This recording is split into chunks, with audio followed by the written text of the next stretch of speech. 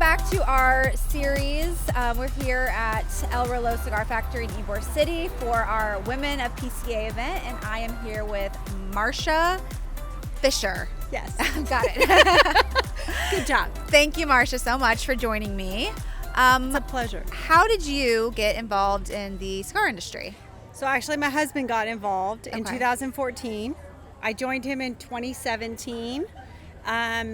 I was actually selling software, Okay. and That's a big jump. They were playing games with my commissions. I kept hitting these quotas, and they kept saying, oh, well, no, we're not going to actually pay you that.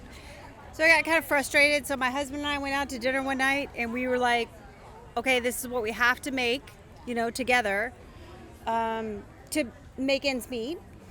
And he was pretty close to make it, not close, but he was doing a good job. And I joined the team, and we grew 30% in the first month. Wow. And then we grew another 30% in the next month. So it was mind-blowing. That's awesome. Of the amount of money that we could make in the industry. And also, I started falling in love with cigars and just the passion behind it. Mm-hmm. And I didn't realize, how people feel when they blend cigars and the history behind it. I didn't know all that. You know what I mean? Yeah. It's almost like Very a good, romantic industry. good glass of Yes, wine. exactly. Or a good olive oil. You don't realize all the steps before you smoke a you cigar. really don't. All the people No. who were involved. Yeah. It's pretty mind-blowing. amazing. It is. And then you start to really appreciate the little things, just a cigar. And then you find out about taxes and that cigars are being taxed like marijuana or cigarettes. And you're like, wait. Yeah. No. They're Right. not the same. Right. Like, I used to be a cigarette smoker. I know my husband's going to be upset about me saying that, but I did used to smoke cigarettes. And once I started smoking cigars, I realized the joy of it. Right. And the flavor and how everything is different. Yep. Yeah. And it feels like cigarettes probably, there's not a lot of variety. A cigarette is a cigarette, right? It's like Marlboro, right? Right. It's like that's your cigarette, right? But to your point with cigars, it's like wine. It's like you have, red wines and white wines and rosés and all this different And then variety. when you pair cigars with a chocolate or a coffee or an espresso, you're blown away at the flavors that happen in your mouth. Yep. And then the experience that happens. I don't know. No, yeah, we love doing pairings. on Valentine's Day, we always do a special She Smokes 2 episode, and we'll do, wine pairings, or we did a chocolate pairing, or I think last year we did like a snack queso, cheese and snacks. So we love doing pairings too. It's really fun. So everyone listening was probably like, what did she do to grow her business by 30% in a month?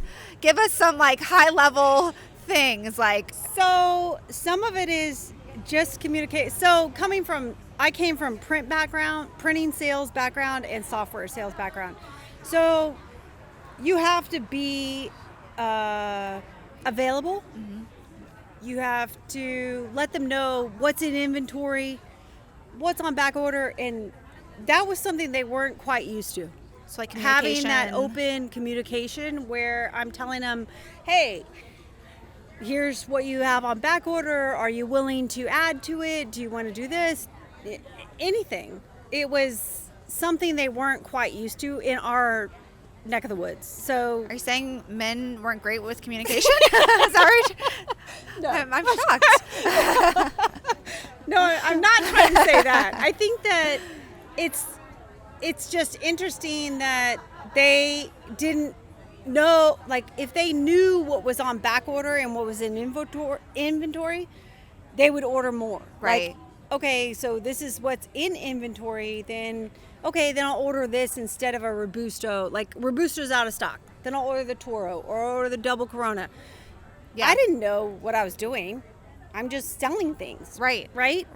So you had that background and you were able to bring those skills to the table. And I think sales, honestly, sales is sales. Yeah. I mean, you can either sell or you can't. Right. So you either figure out how to deal with, and I think a lot of sales is relationship built. 100%. And learning the customer and what's important to them. You need to listen and pay attention to what's important to them, and then you grow from there. Right. Yep. Especially with cigars, is it's like what you like might not be what your customer likes. Exactly. So you can't always just push your favorite or what you think they might like listening to what flavors they like. And sometimes I've pushed what I love. Right. And they buy it. And they're like, it doesn't sell.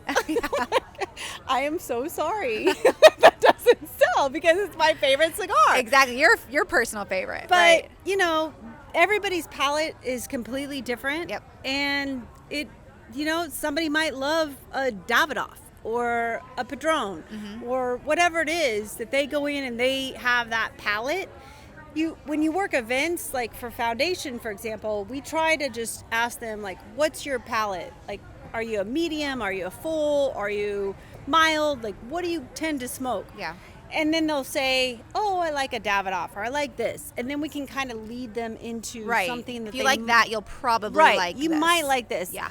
But not guaranteed. Yep. But that's why at events we always bring a mild, a medium, and a full-bodied option, because you don't want to give a guy who loves full-bodied cigars a mild cigar because he's probably not going to like it. Yeah, it's almost like a waste of. So yeah, giving people the option and making sure you're listening to what they actually like. Yeah. I love that advice. That's great. Do you remember what your first cigar was? It sounds like your husband was already in the industry before you came in. So my first favorite cigar was actually the La Palina Black Label. They don't make it anymore. They don't make that one anymore. They changed the blend. And my husband was shocked because it was a Maduro. It was very strong, and it was like my most favorite cigar. And everybody was like blown away.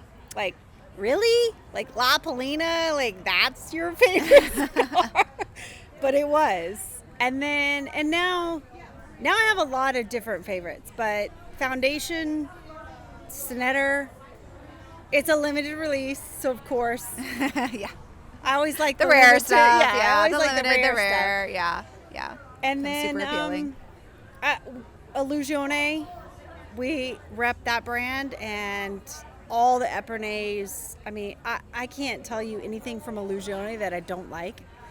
Everything's amazing. I don't know what it is that he does. He must be in my flavor palette because every cigar he blends I like. Yeah.